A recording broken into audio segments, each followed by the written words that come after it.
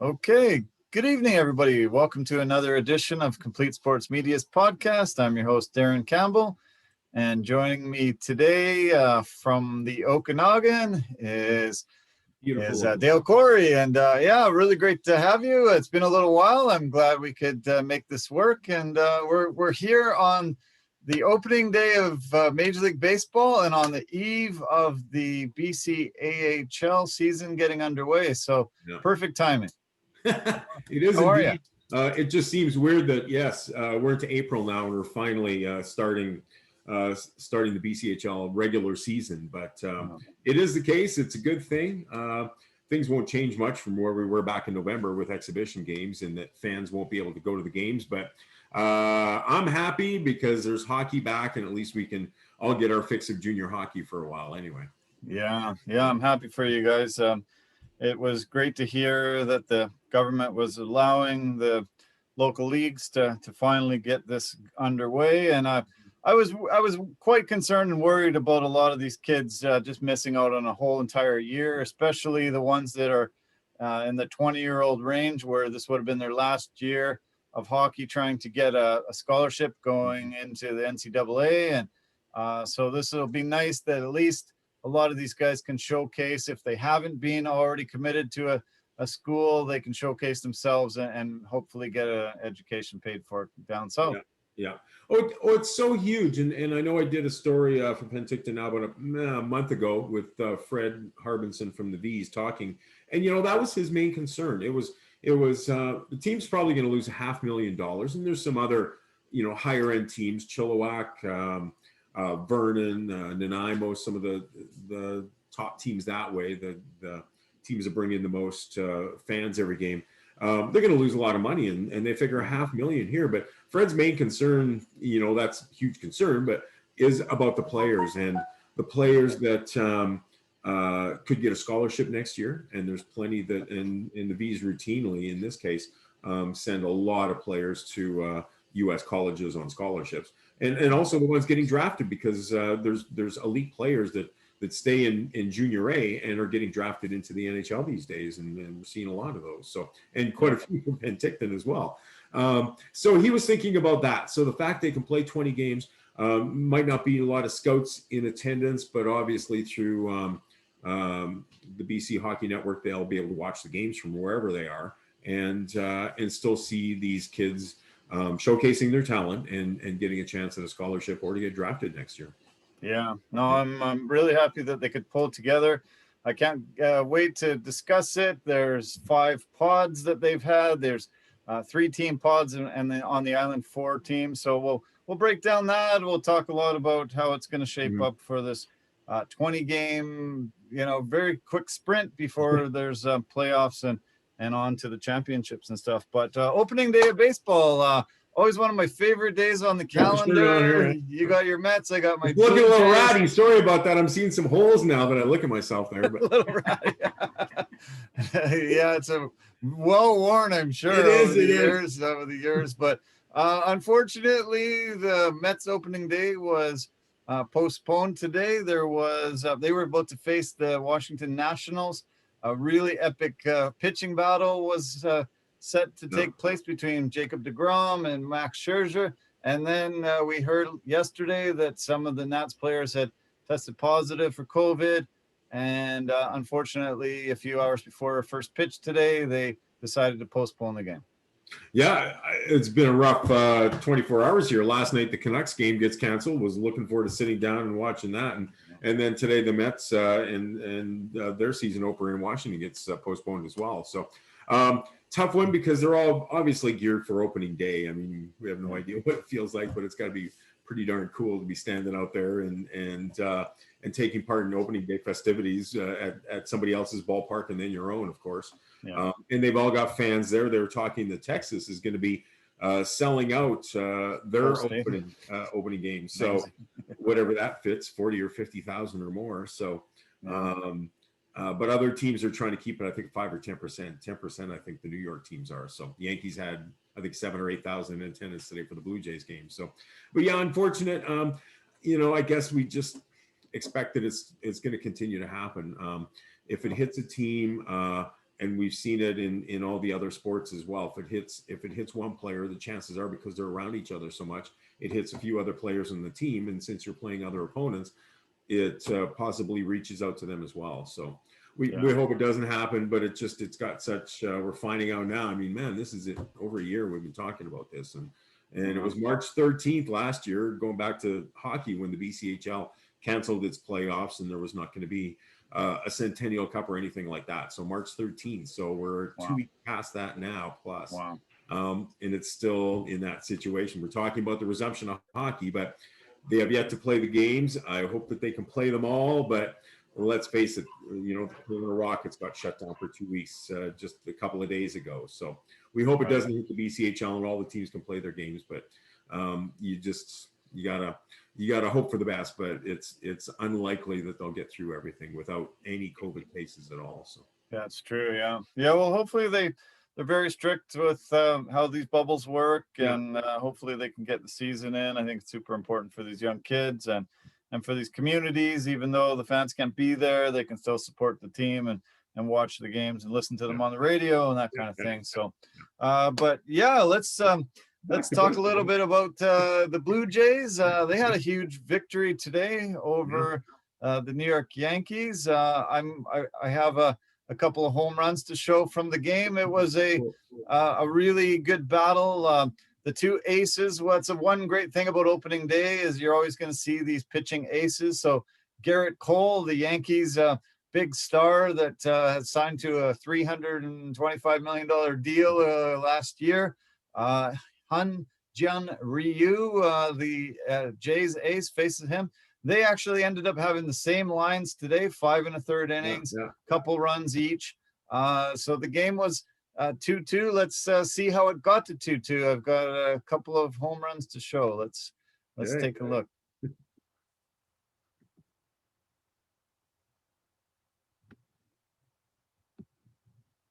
This is the early home run.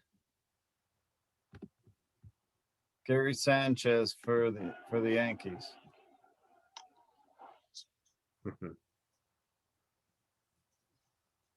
You kind of knew that was going right away.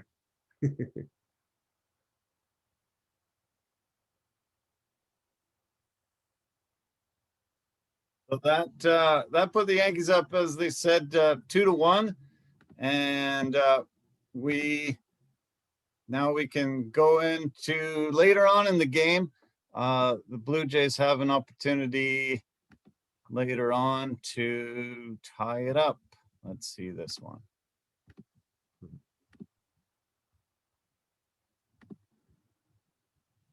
Hernandez given the cleanup spot in the order with the outset of the season.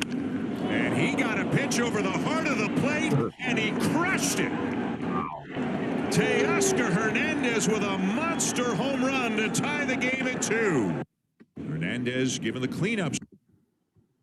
Okay, so 2-2 heading into extra innings, and the Blue Jays the Blue Jays start the inning with a guy on second base. I thought they were bringing that in last year to try to minimize the length of games for COVID.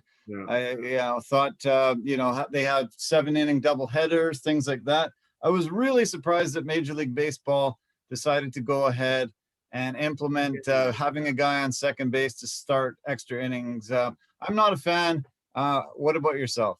No, well, I guess I think back to all the years I played slow pitch, where that's a rule kind of thing. You get to extra innings and you put a guy on second base to get some runs going. So whoever thought the rules that you play by in just stay at home slow pitch in Chilliwack would end up being adopted by Major League Baseball. And no, I'm more a purist that way. I think you play it out. It's one of those sports that doesn't have a finite amount of time to be played in. However long it goes, and whether some people don't like baseball for the fact it can take a long time. When you love baseball, it doesn't really matter. You get into it and you understand what it's all about and every single change. And baseball is one of the coolest things. I read that the box score, you can look at a box score, baseball box score, and tell everything that happened in that game. Everything. You can see what every player did. Every pitcher did. Everything about the game, the errors, the home runs, triples, doubles. It's a pretty cool aspect of the game itself. But yeah, I'm not a big fan of it. I would Yeah. see it played out and just play the game the way it's supposed to be played. But Well, luckily, the Blue Yeah. Jays were able to pull it out in 10. They got the run. They had their closer, Kirby Yates, was hurt in spring training, ended up having Tommy John surgery. He was supposed to come in and be the big closer for them. They paid $8.5 million for him to come in. Was hurt, but they had 5 relievers. And then finally, Merriweather came in, struck out the side, and the Blue Jays took the victory. 3 hours and 44 minutes long. One of the greatest things about baseball is there is no clock, and it can be a lengthy game. Some people aren't happy with the way the games are, too long these days. Funny thing is, I started looking at some of the statistics, and I was quite surprised. Last year, in 2020, games lasted an average of 3 hours and 7 minutes. wow. That's the longest it's ever been in baseball history. 36% of all at-bats ended in either a walk, a strikeout, or a home run. So it's just make or miss these days, or put the guy on base. The runs per game are 4.65 per game, and that's higher than 10 years ago, despite the average being about 12% lower than it was, 12 percentage points lower. And starting pitchers average less than 5 innings per start. And so we're just seeing bullpens coming in. We're seeing 5, 6, 7, 8 arms coming in to try to close out a game. Are you happy the way the baseball's evolved? Or I said you're a purist. I don't really think that the baseball's as good as it has been over my lifetime. It's such a tough one to read, because I think that the players are I'm going to say in the best shape that probably any player in that sport's been. And I think it goes for all sports. I think it's just, there's so much of an emphasis on being in shape 12 months of the year. A hockey player back in the day in the NHL could take 4 months off and go sit at the cabin at a lake somewhere and enjoy their beers and relax. These days that might happen for a week or two, and they're back in the gym and getting ready for the next season.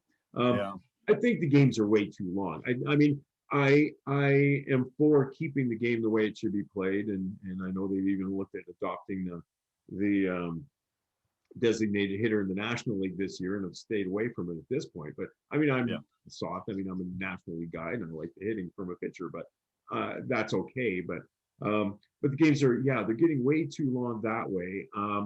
And we're back from a day when the starting pitcher used to go 7, 8 innings and 9 innings and win a game by himself. Give that whole relief staff a night off. My God, that's exactly what you want. But these days, if they get through 5, like getting to 6 seems like a push these days, and 7 or 8 is like a big bonus. So amazing. They don't keep them in enough. I think you got to let them get through some, and if you can tell that the mechanics are off on a night, maybe you bring them on a little bit earlier. But if your team is still in the game, if you've given up 4, but your team has scored 5 or 4, and you're in a close situation, then keep the guy in and let him try to win it and get some innings in. So, but well, we saw Tampa Bay utilized it and went far last year. Obviously, went to the finals against the Dodgers, but Kevin Cash ended up blowing it by pulling Blake Snell, putting in a relief pitcher, blowing the lead, and losing that game 6. And I think really legitimately had a shot to win that whole series. And Snell was dealing just impossible. Guys weren't able to hit him.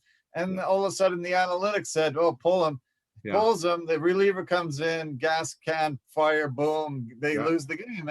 And I was so angry. I was so upset. I was like, I was just livid that he wouldn't see that his ace is out there and he's unhittable right now. Keep him in until there is any trouble at all. And it was one of the biggest blunders I've ever seen. I think it cost them a really legitimate shot at winning the World Series. I totally agree. I'm not against any team when the Mets aren't playing. I don't cheer against anybody. I was happy to see the Dodgers win. I would have loved to have seen Tampa Bay win as well. So you don't lose in that kind of situation. You just want to see Game 7 in extra innings. This is what you want to see if neither one is your team. But yeah, I think that really changed the whole outcome of the series. And who knows if Tampa Bay doesn't, end up getting that one and going on to win. But he was pitching such a great game. And I think, and I was always a pitcher in baseball, obviously just a minor league level, but you always wanted to be in control of the game. And he was so much in control of it. If he's thrown a lot of pitches and he's getting tired, you can see it. And he's not getting him in the right sides of the plate or anything, or keeping it low, then yeah, you got to make a change. But if he's still on his game, I think you give him a little bit more parameters, so to speak, and let him carry it and win it. And it didn't happen last year. And yeah, I think you can play it. Yeah, sure took the ball out of the wrong guy's hand and lost the series for him. I thought it was one of the worst blunders I've ever seen as a manager could make. And it really was tough to see. So yeah, hopefully we won't see something like that where, teams right on the cusp of winning a championship, because it's hard to get there and really hard to win. And they had a really legitimate shot until that moment. Yeah. Why don't we turn to the Mets and talk about a bit of the off-season things? Yeah. Francisco Lindor is the newest multi-millionaire. He said to the Mets organization and the new owner, Steve Cohen, that I will not negotiate my contract when the season starts. Yeah. I want a long-term deal. Give me the money. And they were far apart, and I guess they had a dinner the other night and decided to sit down and try to break bread and see if they could come together. Yeah. And finally, on the cusp, on the eve of the season starting, he signs a 10-year, $341 million deal. So, it's not our money. Great that somebody's got that kind of money and they can pay it. I was just happy for you that you've got him for 10 years in New York. Really huge acquisition. Oh, I think it's huge, and going into the offseason, they had to make some changes, and I think they made some positive ones without going crazy in their spending. I mean, we've seen what seems like the Yankees have done in the past, and even Tatis is 22 years old. Like, you're locking him in for so many years at such big money at the age of 22, and but you know what? It's a gamble, and you're putting your money on a kid, and if he comes through. He's in a great, he's at the right position to play, key position, and he's your star player for a lot of years, then how do you complain about it? In this case, I mean, I'm not going to the games buying the tickets, buying the hot dogs or anything at Citi Field. So it's not out of pocket for me. So spend. But I don't really think that way either. I mean, George Springer, I was maybe a little bit disappointed that they didn't go a little harder on him. But they knew that they had to do Lindor, and Conforto was also up, and I think they've got to really work hard to sign him, and Syndergaard as well. But I watched Saturday's game. I hadn't seen any of the preseason games or Grapefruit League games, and I watched Saturday's game, and he just did everything. I just sat in awe. Like, he made probably 3 good plays at shortstop that backhand plays, threw guys out. I think he had 3 hits. He had a stolen base. And even Pete Alonso said, give him $400 million. He's you can see in the dressing room or clubhouse what he's like at the age of 27. So cool. So after Saturday, I was like, you know what? You got to spend the money and sign this guy. Like, you cannot do it for a year and let him go. Like, he's a shortstop. He's 27. In 10 years, it's gonna go downhill most likely. But what he does in the locker room, I think, from what they talk about, he's a key leader, and so it was good to see. I think they, with him and McCann and Carrasco, the other guy from Cleveland, they got, and other guys start to perform and get chances to perform. I like the chances anyway. So. Yeah, it's great. It's the 3rd largest contract money-wise ever handed out in MLB history. Mike Trout got 12 years, $426.5 million. Mookie Betts, 12 years, $365. And then we've got, we saw the Tatis number was 14 years for $340. So he got him one more million than him with only 4 less years. And Bryce Harper has a 13-year deal for $330 million. So massive money being thrown around, even though they didn't have any fans in the ballparks last year. There's still obviously money in baseball. I'm glad there's finally some fans coming to this stadium so they can start paying for some of these salaries. But obviously, most of these owners are billionaires, lots and lots and lots of money. And I was happy for you. You've got such an incredible starting pitching staff. You've got, some guys that have really bolstered the lineup. Pete Alonso coming in there. You mentioned him saying give $400 million. When he won the home run title a couple of years ago, it was pretty incredible rookie year. You've got DeGrom, you got Stroman, Walker, David Pedersen. You've got a hell of a lineup. I think they're gonna, be neck and neck, I think, with the Braves this year. I think Mets are probably gonna go really far in the National League. Hey, we always enter this season with optimism, and I vividly remember talking to you 1 year ago when the Mets started the season. I think it was a 5-2 or 5-3 win that day on opening day. Right. And we recorded this right after that. And obviously it was a 60 game. You don't really look at last season. I mean, give teams their due credit for winning, of course, but it's just not a real season that way. So it's kind of a throwaway thing, but we didn't know at that time what it was going to be like either. So that's true. No, it's a great time of the year for this, to get things going, to get some people. It's interesting. You mentioned Cohen going out for dinner with Lindor, and then he kind of went to Twitter and asked fans what they thought. And that's pretty unique. You know what? Yeah. You can't, it's his money. And they realize if they're diehards and they're going to the games, it's going to cost them more to go to the games because they just committed 30-some million a year to this guy. So, and even years after the contract ends, it's still like so prorated that he's looked after for 10 or 15 years after that. I mean, they're still paying Bobby Bonilla. I think it's $1 million a year I saw the other day. He hasn't played with him for centuries already. So it's kind of crazy the way these contracts are structured, but it's good to have fans back and to get the games going. I think we it's tough news the other day with bars and restaurants and places having to close down from dining and everything. And I'm a director with the Chamber of Penticton and in the South Okanagan, and I see all the restaurants.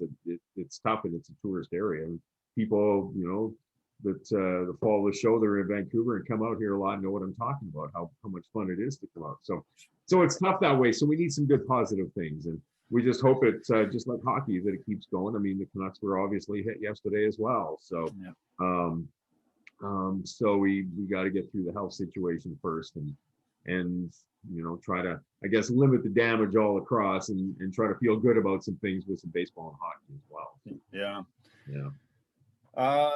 The very first home run today was hit by Miguel Cabrera. He hit his 350th in a Detroit Tigers uniform. He's chasing 500 home runs this year, and I want to go through a bunch of the milestones that could be hit by a lot of players this year, because it's really fun to start at the beginning of the season. I remember the season with McGuire and Sosa, and everybody was like, they're going to chase the 61 record and they're going to hit it, and it just electrified the entire continent, and everybody was like, okay, I love baseball. I'm watching. I want a lot of people to know the milestones that a lot of these guys can achieve this year. But Miguel Cabrera started the season off perfect. First home run of the whole entire campaign. And the weather was strange. So take a look. I was pretty shocked at the weather that he had to face today in Detroit. It was pretty. I haven't seen the highlights, so this is new to me. So was it snow like in Toronto? Yeah, it was snow. Oh. That isn't snow again. Is that a Pinocchio? Look at one, sky to right. Deep and gone! Miguel Cabrera's 350th as a Tiger. Slides into second base because he didn't actually see it go over the wall. Wow. I'm going to replay it. Check it out. That isn't snow again. Was that a Pinocchio? Hits 1-1, it, sky and to right. he couldn't tell where it went. He Deep wasn't sure if and the guy caught it or gone! not. Miguel Cabrera's Put it 350th as second a base, and he thought, Tiger. did it hit the wall? What happened?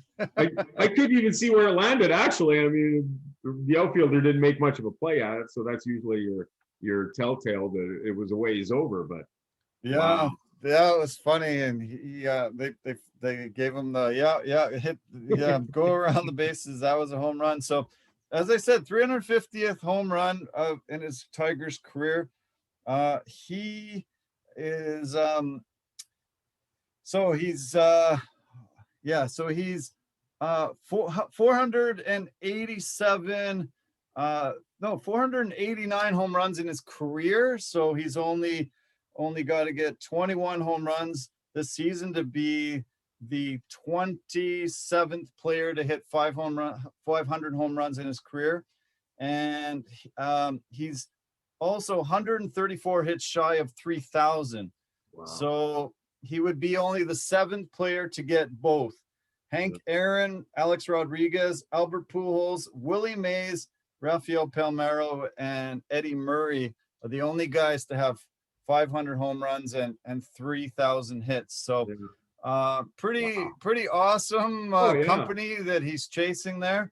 Definitely a Hall of Fame career, and really legitimately has a shot to get the home runs and 134 hits over a full season if they can play the 162 games. I think legitimate shot for him. One of the best hitters of his generation. Oh yeah, he's a stud. Like, he's just there all the time. Like, he just puts up great numbers. And Detroit's one of those almost forgotten franchises for a lot of years now. I mean, they were good for a while, but they haven't had too much of a team for a few years now, and they've struggled. But he has stuck with it and been there. And I mean, he's fun to watch. He can make the plays defensively as well, but his hitting is just like it sends you to the Hall of Fame, no question about it. He's got a career 313 average, and only Ted Williams, Babe Ruth, and Jimmy Fox are the only 3 that have a better career average in the 500 home run club. So Albert Pujols, he's 9th. He's currently 14th all time in hits, and this year he can probably become 9th all time in hits. He's set to pass Mo Lejay, Eddie Murray, Willie Mays, Eddie Collins, and Paul Molitor. Amazing company. He's also 3rd in total. He also has an opportunity to get 3rd in total bases and extra base hits in his career. He needs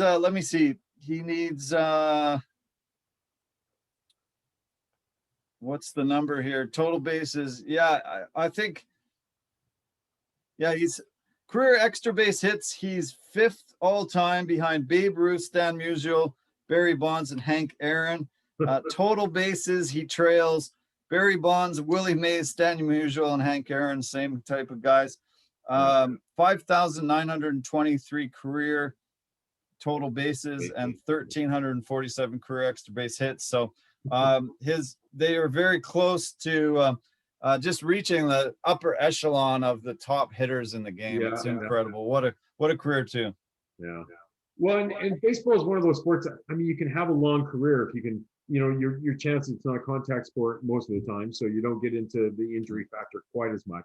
Although you play 162 games, and that in itself is amazing to think that you're playing 6 out of every 7 days, pretty much straight for 6 months. And amazing. Even those days off, you're still at the ball field, I'm sure. But it's pretty cool to see some of these guys that have lasted that long and have performed at such a high level. I mean, it really says something about the talent. It's unique. I mean, they're obviously talented just to get to the major leagues, but to hold on to something like Cabrera has for all those years, for Detroit fans to give them something good to cheer about is pretty cool. So very cool, yeah. Some pitchers. Max Scherzer has only 216 strikes away from hitting the 3,000 club. He enters this year 23rd on the all-time list. Justin Verlander was the last to do it, and he was the 18th member of the 3,000 strikeout club. The only non-Hall of Famers on the list are Roger Clemens and Curt Schilling, and CC Sabathia and Justin Verlander, who are not eligible yet. So getting that 3,000 strikeout club is almost a guarantee that you're going to be in the Hall of Fame. He's won 3 Cy Youngs in his career, and yeah, if he stays healthy, he has a fantastic shot at it, and he'll pass a lot of pitchers on this trek up the mountain. If he only gets 20 strikeouts in his first few games, he passes Cy Young. Cy Young obviously is the name on the trophy for the best pitcher in each league every year. So obviously one of the greatest pitchers of all time. So yeah, he was set to face the Mets today. Obviously that game got postponed, but yeah, he's going to get 20 obviously, and looks like he's going to get 3,000. Yeah, would have been such a great matchup against DeGrom. I'm so looking forward to watching DeGrom this year because he's performed as well at such a high level. And stuck with it. I think really wants to stay in New York with the Mets and sees a team that now has the richest owner in baseball behind him to try to put the pieces together, and that always helps a little bit more. So, but Scherzer's been, man, you just don't want to face him. Like as a Mets fan, you never wanted to see him come up for those 3 games where they were going to face him. Hope that maybe he got lucky on it, but not usually, because they were going to try to work it that he was going to pitch against the Mets. So, and he's tough too. Like that fastball is just amazing. So unreal, yeah. Clayton Kershaw is 171 strikeouts behind Don Setton to be the Dodgers all-time strikeout leader. The only active pitcher who is their team's all-time strikeout leader is Steven Strasburg. He has 1,697, and that's actually more than anyone in the Nats or Expos ever got. But he's the only active pitcher out of all the teams in baseball. So Clayton Kershaw passing Don Sutton to become that. 171 shy, I think Kershaw, as long as he stays healthy, easily going to get there.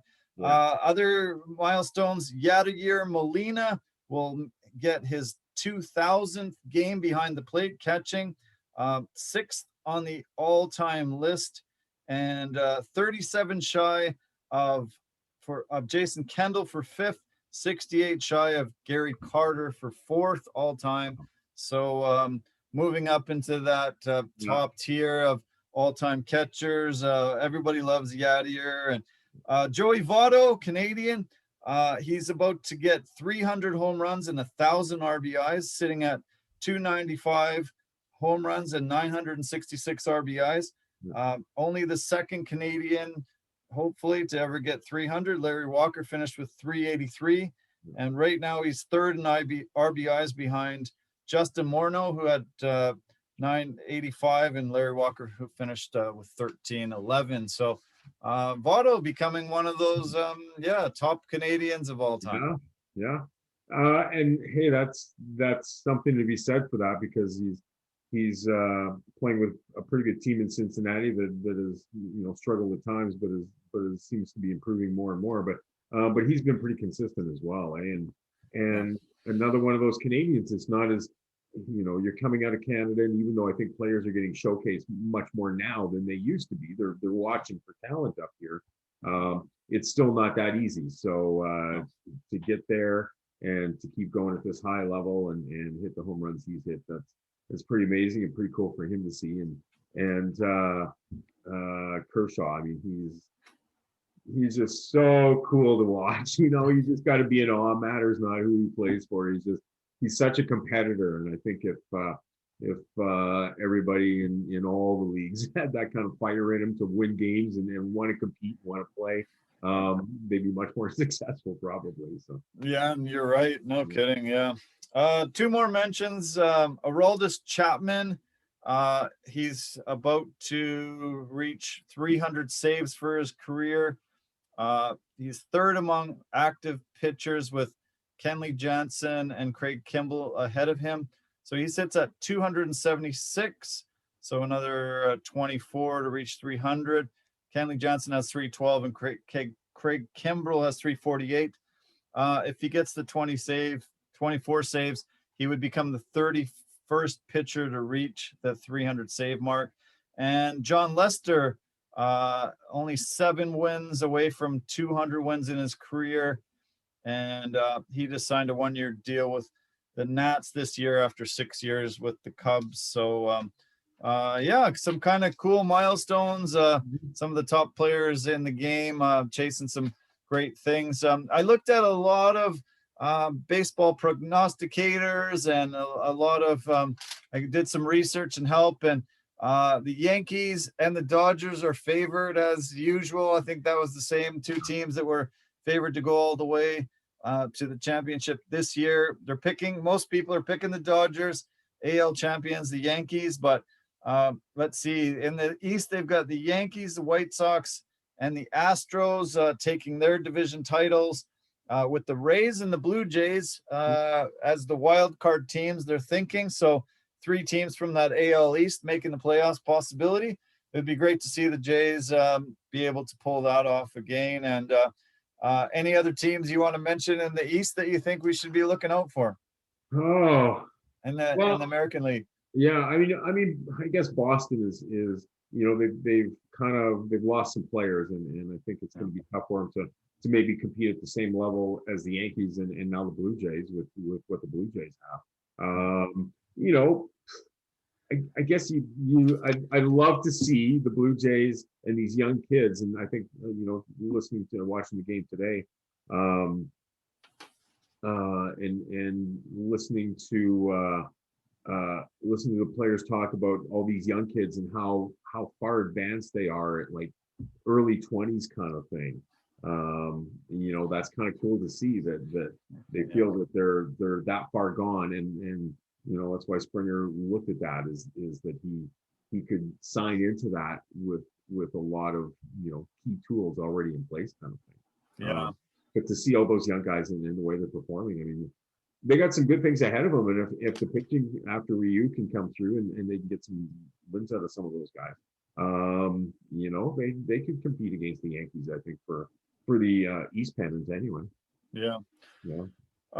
They've said that the Rays might take a step back because they lost both Snell and Morton. In the AL Central, a lot of people are saying that the Twins have a good shot at that title. Unfortunately, Josh Donaldson got hurt today. First inning, he got a double. He went around first base and seemed to pull up lame. They said it was tightness in his hamstring. Last year, he had a calf injury and he only played 28 games. That was his first year of his 4-year, $92 million deal. So let's hope for Minnesota and Josh that it's nothing serious with his hamstring. Minnesota's a fun, exciting team, and I think they'll be battling for the top of that AL Central. The AL West, Dodgers are the front runners, but we've got Houston and Oakland, obviously. They're always in the mix. Why don't we talk about the National League as well? We talked about the East a bit. The Mets and the Braves are kind of the front runners in most people's minds. Nationals, Phillies, and Marlins sort of down the chain. Yeah, we'll see. I don't know why the Phillies can't pull it together. They seem to really go all in with Bryce Harper and a bunch of guys a couple seasons ago, and but most prognosticators are picking them 4th in that NL East. Yeah, I think Atlanta, and they've added some pitching as well. So they've gotten better through the offseason. The Mets had to, and they've improved, but Atlanta was a good team before, and they've also improved. So I think the Braves have probably got the best shot at winning the East title. I think the Mets can compete with them if the Nationals, with their pitching, if they can add a little bit more offensively, they could be close in there as well. And Philadelphia, who knows? They've signed some players as well. So I think Miami's just going to be in tough. I remember seeing a Facebook post the other day kind of looking negatively that the major league teams would allow a third of their stadiums to be full, which the joke was that meant that Miami should gain attendance because they would never be a third full in the past. So, So in some cases that was going to benefit the team. So, but yeah, they probably will continue to struggle down there. But I think the Braves, Braves and the Dodgers. I mean, they're both going to be strong teams again this year. For the Braves, Mike Soroka coming back from an injury-plagued year last year, Canadian. Hopefully, he has a great bounce-back year. NL Central, most people are picking the Cardinals. Brewers finished second. Cubs, Pirates, and Reds down the line. Brewers had a big walk-off win today. They were down 3 going into the 9th.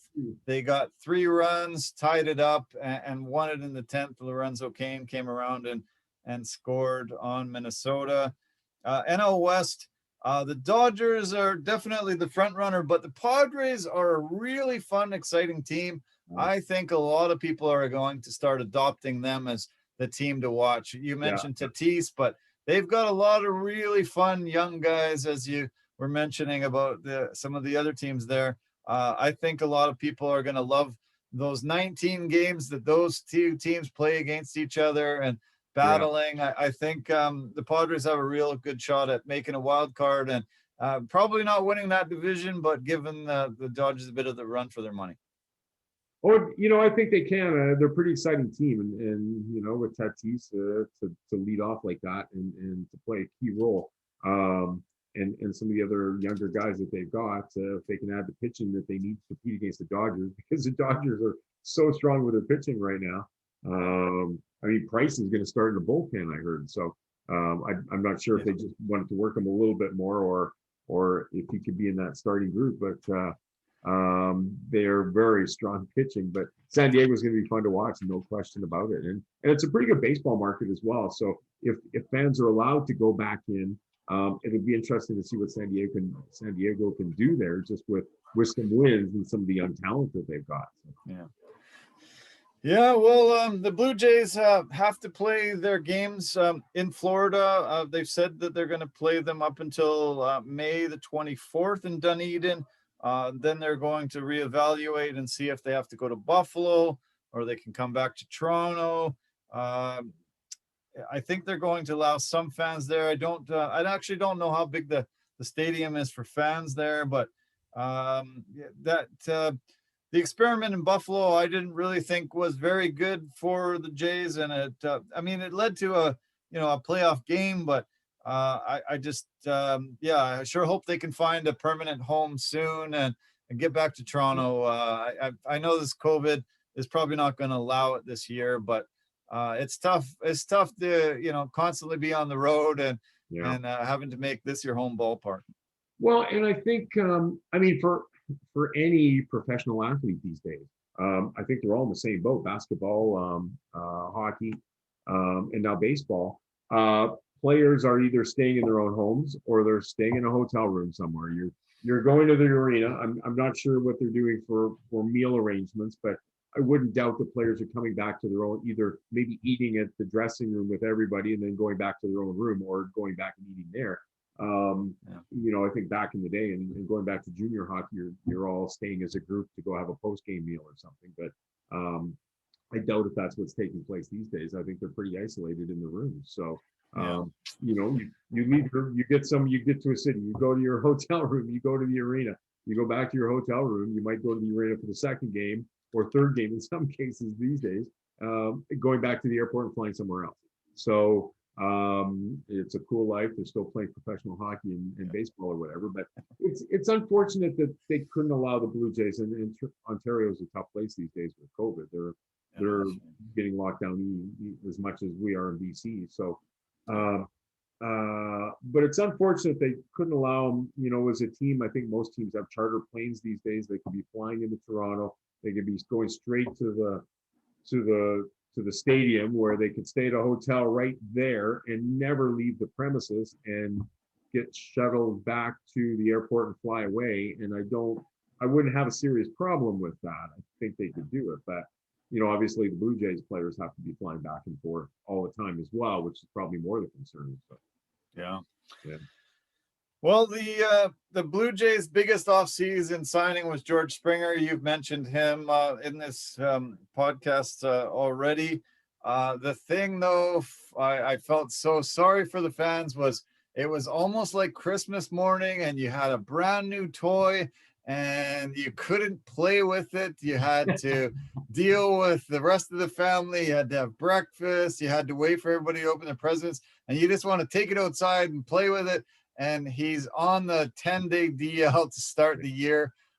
Pretty disappointing start to, their big free agent off-season signing and their center fielder for many, many, many years to come. Yeah, it's really too bad. I mean, and it looked a little cold there, Yankee Stadium as well. Yeah, he had kind of a big parka and mitts on and everything.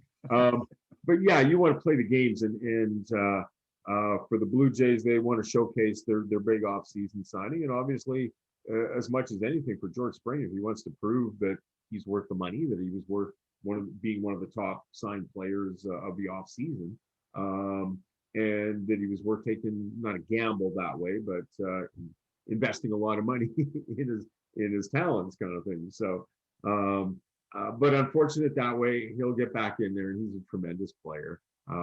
As much as I would have liked to see him patrol the outfield for the Mets, I think they're taking care of it there right now. I didn't think it was a priority as much.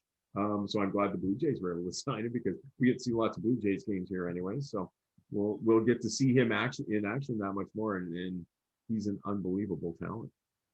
He sure is. Yeah, no, he's incredible. And the Blue Jays were getting much better offensively last year. A lot of these guys that they groomed, a lot of the guys that were sons of former major leaguers coming through. And the biggest one was Vladimir Guerrero. Everybody thought, wow, if he could be anything like his dad. He went into that home run derby and hit 50, 60 bombs or whatever, but he lost 40 pounds in the offseason. That was impressive. I couldn't even believe the difference in him. He seems to be finally getting it and being super dedicated to taking his talent. He looked good in the spring, and I think this is the year for him to finally emerge. Yeah, I think so. I mean, it was so much fun watching him and Pete Alonso go at it a couple years ago, I guess now. But you can really tell. I mean, but what a stud though! Like, he's just so good at the plate, protecting the plate. Drew the one at bat I saw today. He drew a walk. But he's good at protecting the plate. But he's so strong and just gets over top of the ball. Like, his home runs are line drives. He's just so strong to push it outside, push it out of the ballpark. So it's going to be fun watching him and BGO and all those young guys. Bo Bichette and I mean, you think of it when there's like three players on that team have fathers that had like really good baseball careers. Like, they were all star players on their team, and in the league for a lot of years. So that wears off on a young guy that's you're around the ballpark all the time. You understand the game and understand what it takes. You've got the talent to play at that level, most importantly. So it's going to be fun to watch them. We see a lot of games here, and as much as I'm a Mets fan, I'd love to see the Blue Jays be winning lots of games as well, and watching those young guys excel. Yeah. Well, it just sort of reignites this country. Everyone starts pulling for them, and there are a lot of Mariners fans in these parts, but when the Jays do well, it seems to sort of unite the country on baseball, and I'm looking forward to it. So yeah, here we are. We actually did the podcast a year ago, and we talked about opening day. Here we are again doing it now, and I'm excited. The season is going to be great. There was a ton of games today, and it's a 162 game schedule. I don't know if they're going to make that, but a lot better than the 60 game sprint like they had last year.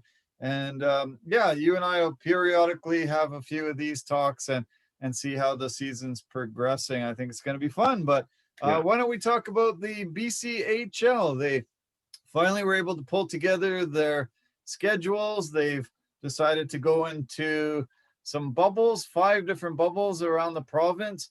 And I'm able to show the bubbles, and you can kind of just go through them, and we can start talking a little bit about each of them, and yeah, break it down how it is this year. It's going to be a very interesting scenario for yeah, for the fans of these areas. And as we mentioned off the top, there's 3-team pods. They're calling them pods, not bubbles, except the 4-team Port Alberni pod. It's got Alberni Valley, Cowichan Valley, Nanaimo, and Victoria. But why don't we go to the Penticton pod that has the Cranbrook Bucks and the Trail Smoke Eaters. And Cranbrook is an expansion team, correct?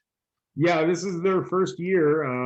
What a strange way to enter junior A hockey. Of course, Cranbrook had major junior team for quite a few years. They went to Winnipeg, and now they're back in junior A hockey.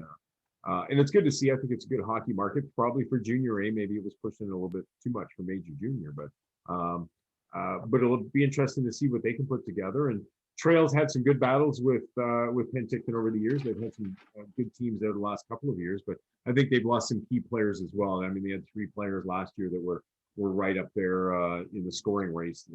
Those guys aren't around anymore. So I think the V's they've lost a few players that have gone south to continue and were able to play through the season, but they've still got pretty much the same team intact that won 13 of 14 exhibition games in November and won the Okanagan Cup exhibition series.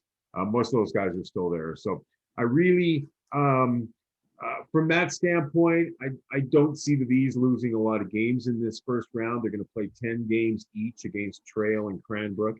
And to me, it's a lot of games. I think when I talked to Fred a couple weeks ago, it's going to be each team will play 20 games in like 38 days. So it'll be a schedule fairly similar to what we're seeing with the Canucks right now, in that it seems that every second game we're sitting at the TV watching a hockey game. So so the V's will pretty much be in the same boat. And the other night it'll be the other 2 teams playing maybe. So South Okanagan Event Center will be a busy place over the next month and a half with hockey games. And who knew that we ever going to get to that point that we could say that.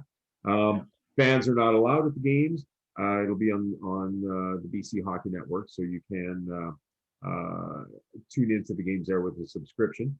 And some teams have radio broadcasts. The V's do have radio broadcasts on Easy Rock here. So fans that are watching this, if you wanted to tune in just through on your computer or your phone, it's Easy Rock AM 800 here in Penticton, and they do radio broadcasts. One of the few teams that still does a radio broadcast of the game. So. Awesome. But I think it's going to get a little boring after a while. You're playing the same team 10 times. I would have sooner seen the 5 pods maybe knocked down to 3, maybe 1 on the island, 1 in the interior, one in the mainland, 1 in the interior.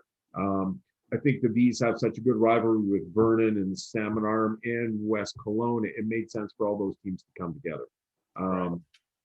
And so I know that would mean a 16 pod, but maybe that means you play the other 5 teams 4 times each and you get to your 20 games or something.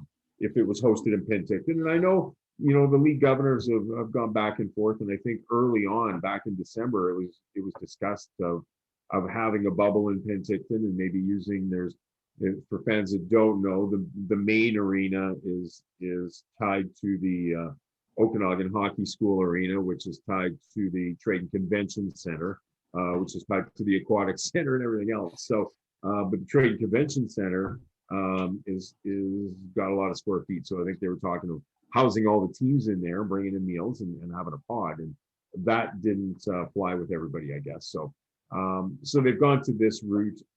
It gets the games in. Bottom line, as we said, it's not as much for teams to make money. I know some are selling those cardboard cutouts, and Chilliwack Chiefs have sold a lot so far. I've seen some of their Facebook posts. It's pretty cool. I think I still have a little, my son York's here. I was thinking I have a little Chilliwack Chiefs, the broken ice jerseys when they were black and gold a few years ago, but they're probably a little too small to fit them now. So,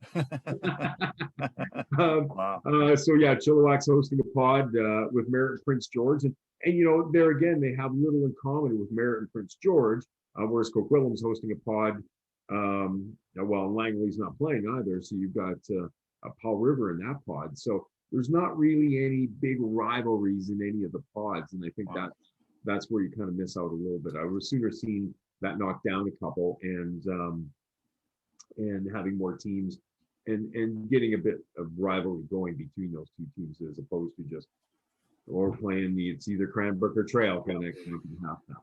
So. Yeah, I think they kind of dropped the ball having the pods only 3 teams because it's just really going to be difficult to play. Yeah, like you say, 20 games against 2 teams in 38 days. I think having it down to maybe 2 or 3 bubbles would have been much better. But Penticton won the Interior Division last year with a huge, amazing record of 44, 12, 1 and 1. They were 13-1, I think, in that exhibition for that Okanagan Cup, and another 7-2 in the preseason games. Trail was 36-17, 2-2, and they had a great season last year, one of the best in team history. They did lose a few players, but they got a couple of lone players from the Langley Rivermen who decided to not have their season go this year. And it was, we said, Cranbrook is the expansion team. They were 3-5-1 in exhibition games, and they played Trail 7 straight times in the exhibition already. So another 10 times in the next 5 weeks. So these guys are going to be sick of each other. It's kind of crazy. In the Coquitlam bubble, we've got the Coquitlam Express, which was the top team in the BCHL regular season last year. 47-9-1-1 was their record last year. But they've lost a lot of that talent, unfortunately. But their and exhibition as well. What's that? And coaches as well. So. Oh, wow. And their exhibition record was 8-3, so pretty good still. Powell River was 29-23-6 in 2020, but 0 exhibition games for some reason. And was it just traveling because of the COVID and stuff? They didn't play any exhibition games at all this offseason. Yeah, I believe so. Some of the teams, really cut back on them, and I've got to think it was more a travel thing than anything else. That the expense of coming across. I mean, for these guys here to be traveling to West Kelowna or Salmon Arm or Vernon is a quick hour and a half drive for Penticton for the most part. So for those guys to start and not that much expense. So because it's so close, they might not have even had post-game meals, might have just come back right after. Wouldn't need a pre-game meal for the most part. So I'm sure the expense was a big part of it, although they probably opted out that way just because of that. So. Okay. Surrey's the other team in that bubble or in that pod. 27-23, 4-4. They were 4-3 in the exhibition. They have one of the strongest returning classes from what I've heard, and very impressive additions. They got Holden Kotzele, who played last year with the Giants in the WHL. So Surrey should be a team to look forward to. You mentioned the Chiefs in the Chilliwack pod. They're always a pretty decent team, if not some of the best. They've got 14 college committed players this year, and that leads the league for the BCHL. They lost some guys between the exhibition and the start of the year. So they were only 500 in the exhibition record, but they're home. That should be an advantage. They're facing a couple teams that struggled really badly last year with Prince George, 18-32, 3-5. They are the defending Page Cup champions, though, because there was no title in 2020. So 2019, they won the Page Cup, and that's kind of crazy. But only one guy from that championship team still remains. Corey Cunningham is the only guy left. It's kind of weird when a whole entire playoffs gets wiped out to have a defending champion from that far back. Somebody mentioned that the other day. I was like, I guess they still are because nobody won it last year. So, and as I mentioned earlier, March 13th is the day that it all shut down. And I know you've talked about Coquitlam and here in Penticton. The Express were here for 2 games through the regular season. They were both great games. Really look forward to seeing them play. And I thought they were in a collision course for the BCHL championship, and I think it would have been a hell of a series. So would have been great. Such good teams. The V's were getting set to play Vernon, which would have put 4,000 people in the arena every game. So So it was tough at that point. The season ends and there's no championship. This season isn't going to be much different. I mean, there'll be some regular season games, but it's starting in April, and I don't think the playoffs will amount to much. Maybe some one-game series. How they'll do that, they're not even sure yet, and they're not even sure if they'll get to that point. So 2 years running, there won't be. So even going into next year, I'm sure Prince George will still be considered the defending BC Hockey League champion. So. Right. And I mentioned Merritt. They're the only team that missed out on the playoffs last year. They seem to be quite a bit better in the preseason offensively. The Port Alberni pod has Alberni Valley, Cowichan Valley, and Nanaimo.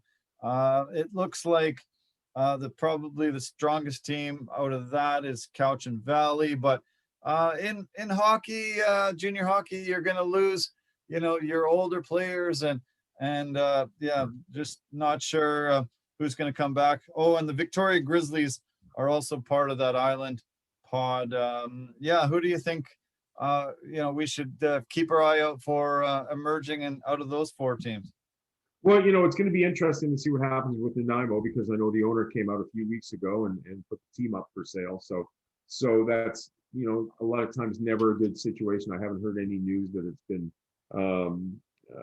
taken care of at this point yet. So I always wonder if an owner has put his team up for sale, and I believe it was totally COVID related, and you just can't handle those expenses month after month. The fact that playing games is nice, Wow.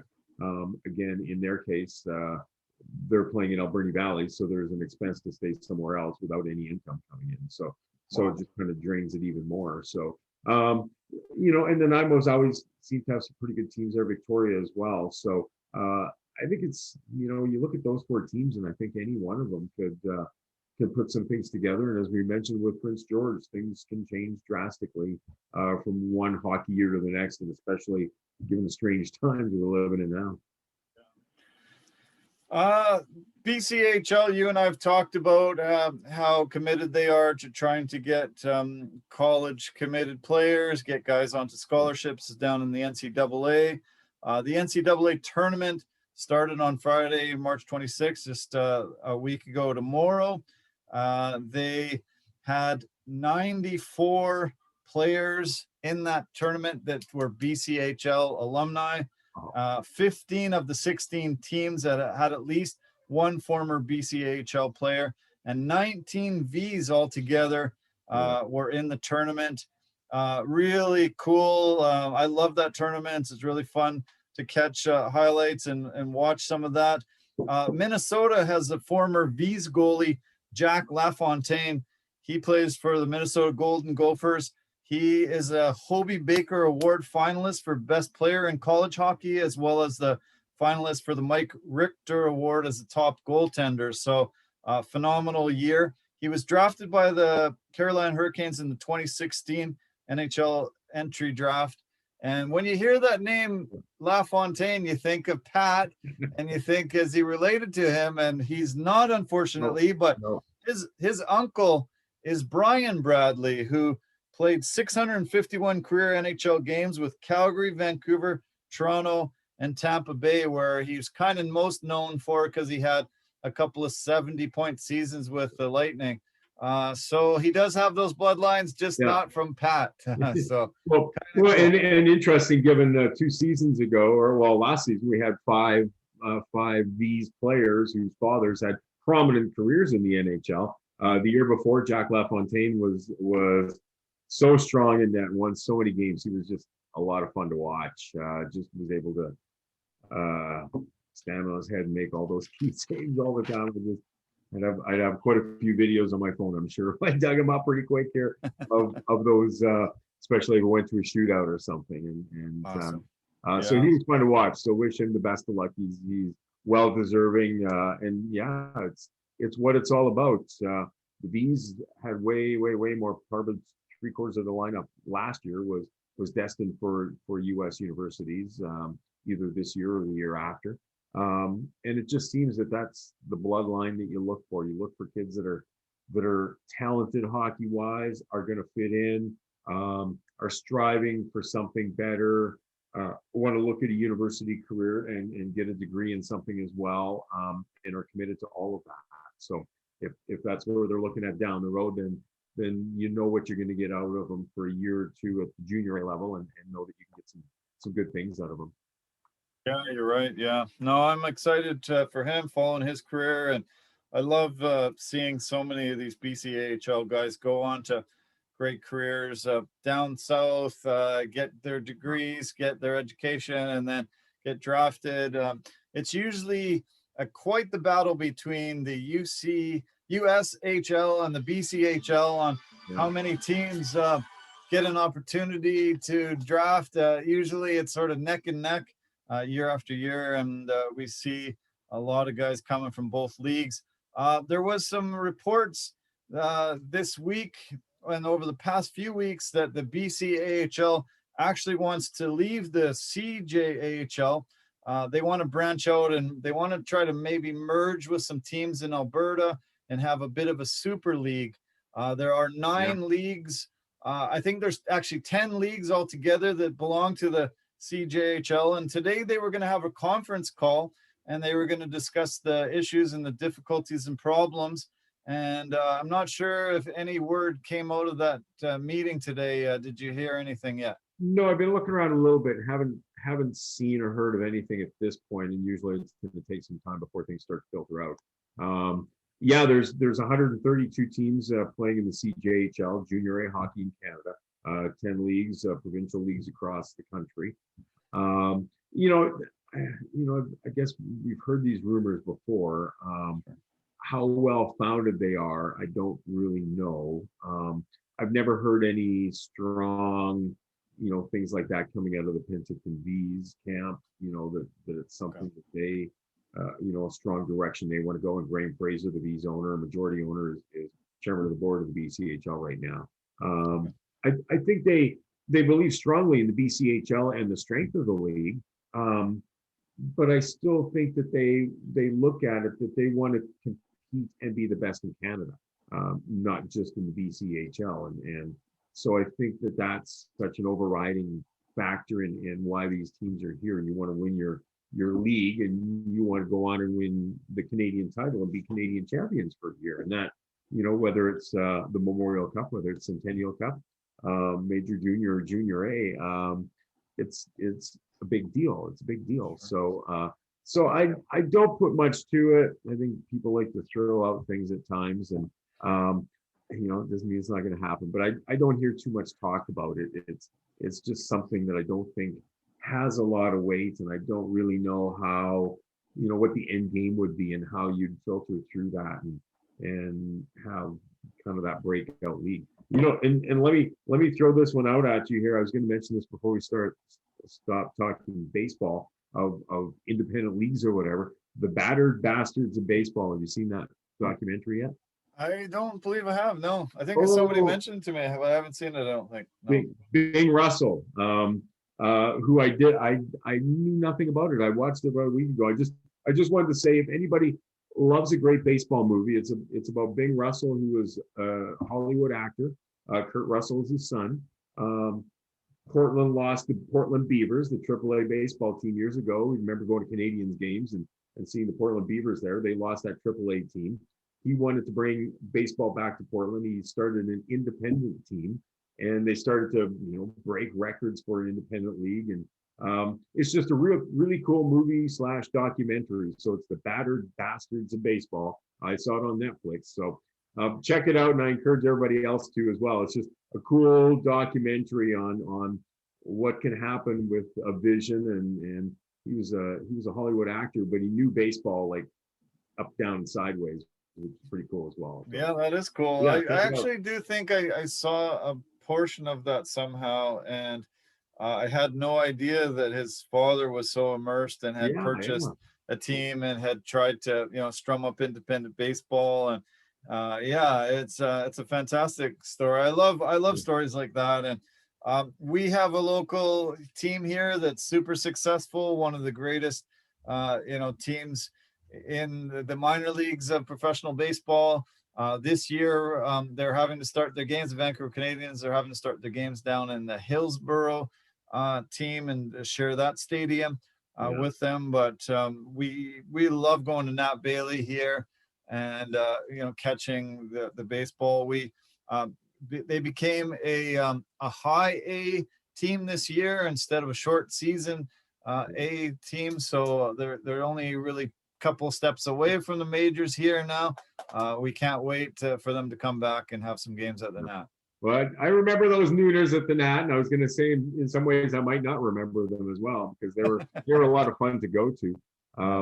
Yeah, it'd be great to, it's probably never going to happen to get back to that AAA baseball, but that was roughly around the time when I moved to the Lower Mainland in the early 1990s, and baseball was big, and Nat Bailey was big, and the Canadians were big, and it brings into referring to this Netflix documentary.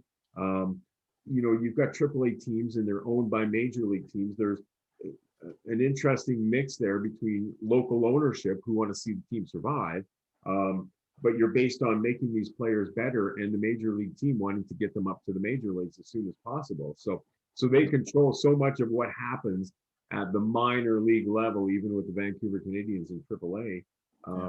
So it took a lot away. Your player can be having the best season, breaking records in AAA, and all of a sudden he's going to get called up and he's gone, and you lose him. Yeah. And so you can't market him anymore. There's one area of the whole business plan that goes awry because you can't market that player anymore. So it's the interesting thing about minor baseball, and that's why this documentary was so cool about independent baseball, and that they had nobody to answer to, and nice. Baseball certainly took note of it, and there was a whole league through Washington State and Oregon, but major leagues eventually took notice because players enjoyed going there. They didn't get paid a heck of a lot, but in Portland's case, they got treated pretty good as well, and awesome. they were made to be superstars in a big city like that, and almost I was going to say a bunch of cast-offs in a lot of ways, or guys that couldn't play baseball anywhere else.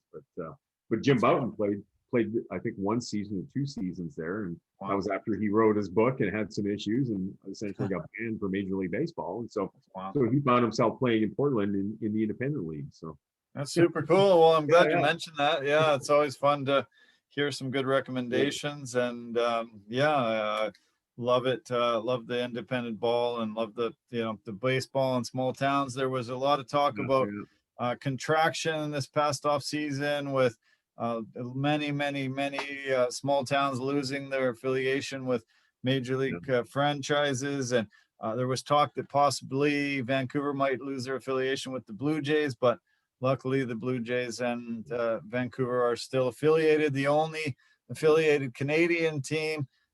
So we're lucky here for that, and let's hope it continues. Hopefully they have a decent season in Hillsborough, and we can get some cross-border travel at some point. But hey, this was fun. I'm glad we were able to be here on opening day of baseball and on the eve of the BC Hockey League.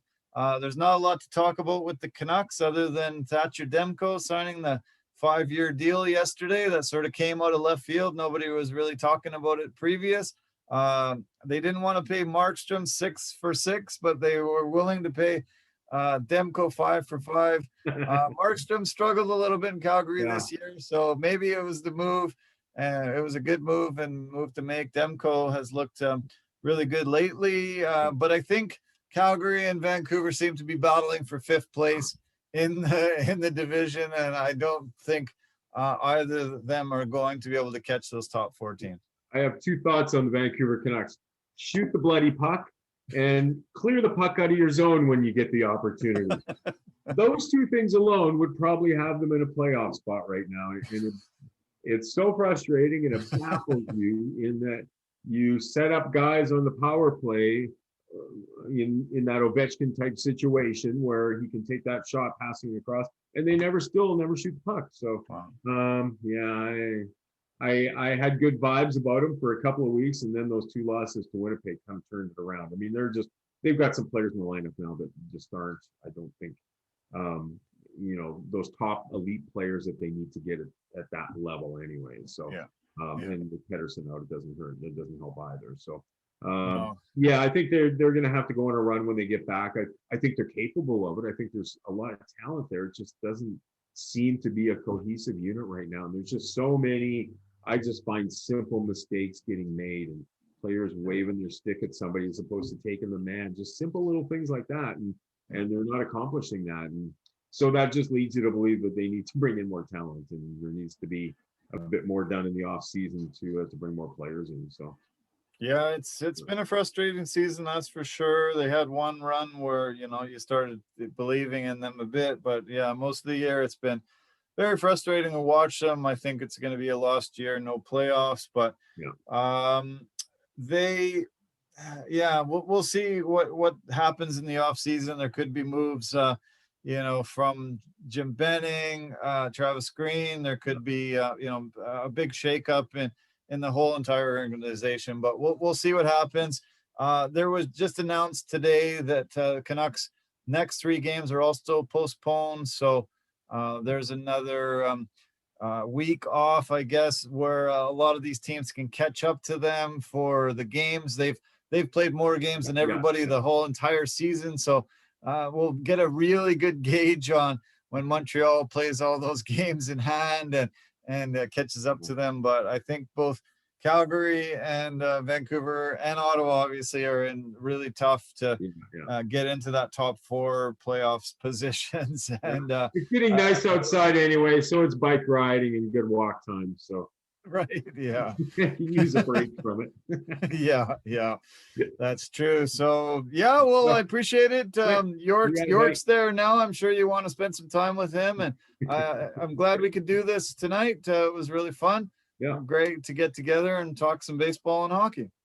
Well, let's hope baseball can continue, and with minor blips from a COVID standpoint, and same thing with hockey. The baseball season got underway today. The regular season for the BCHL tomorrow, which is good to see. The Western League's already started some games, and yeah, we just wish everybody the best of luck that they get through this from a hockey standpoint and sports standpoint, but from a business standpoint as well.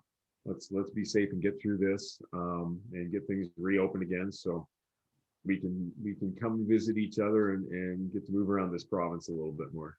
Sounds good. Sounds good. Okay, well, yeah, enjoy the long weekend, Easter weekend ahead, and yeah, keep in touch. Let's talk a lot as things progress here, and we'll do this again soon. Go Mets. Okay, good to talk to you, Darren. Take care, buddy. Okay, you too. All the best. Okay, well, thanks everybody. I really appreciate you tuning in as always. Thanks to our partners and sponsors as well. I want to mention Anchor FM, Verbero, Pampas Impossibilities, and Forever Living. Thank you for all you do. Go to CompleteSportsMedia.com. You can purchase products for discounted rates there. Support them as always. And thanks for everybody, all the research done and all the extra help behind the scenes. Love you guys. Take care of yourself. Have a great weekend ahead. We will talk soon. Bye for now.